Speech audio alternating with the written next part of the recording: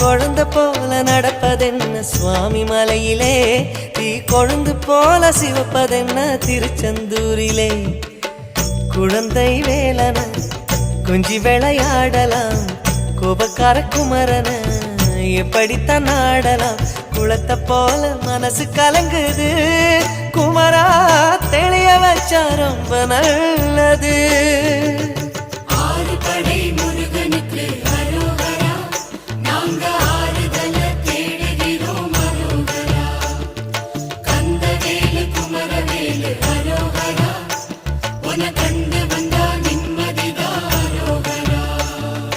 பழனியிலே சந்நியாசி, தணிகையிலே சம்சாரி, ஓம் கணக்கு புரியலையே முருகா, ஓம் கணக்கு புரியலையே.